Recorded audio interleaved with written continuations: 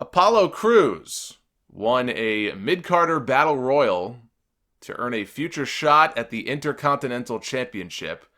Now, this could always be one of those things that is specific to MSG, kind of like that time that the Brooklyn Brawler won a Battle Royal to earn a WWE title match, which he had with Shawn Michaels on the very next Garden show. Yes, that really happened.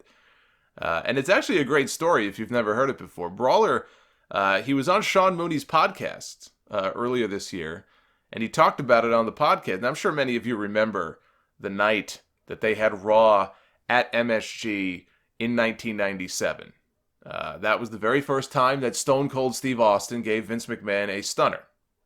Well, before the show that night, they had a Battle Royal with the stipulation that the winner would get a WWF title match in November when they returned to the Garden.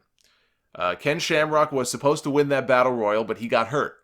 So Vince McMahon made the call to put the Brawler over. He's like, all right, put the Brawler over, because he was the local guy. Not realizing that he had promised that the winner of the match would get a World Championship match at a future show.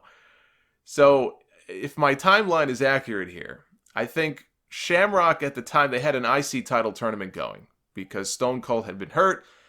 He was forced to surrender the Intercontinental title. He could not compete, so the title was vacant. They had a tournament, and I believe Shamrock was in that tournament. It was taking place on TV around the time he had to be replaced. I think he had beaten Farouk the week before, and they had just, all they did was, I think they just slotted Farouk back into the tournament because they said Shamrock was hurt. And I wonder, now that I think about that, I wonder if the plan had been for Shamrock to actually go to the finals of that tournament against Owen Hart instead of Farouk. Because I always thought, Owen against Farouk in the finals, first of all, that sounds like a bad match.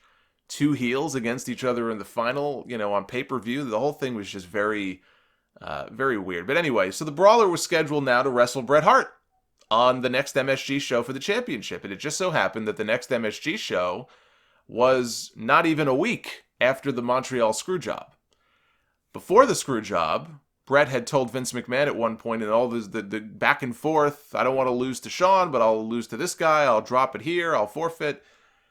In the back and forth between Bret and Vince, at one point, Bret had said, look, I'd be willing to even drop the championship to the Brawler at Madison Square Garden rather than drop it to Shawn in Montreal. It's like, can you even imagine?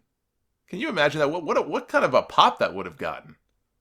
And how much fun WCW would have had with that on Nitro that Monday.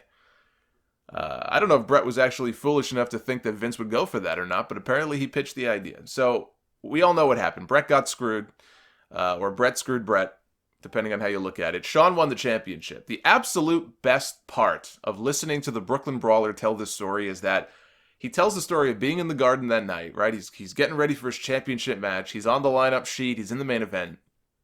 And the Undertaker walks into the dressing room that night. He takes one look at the lineup on the wall.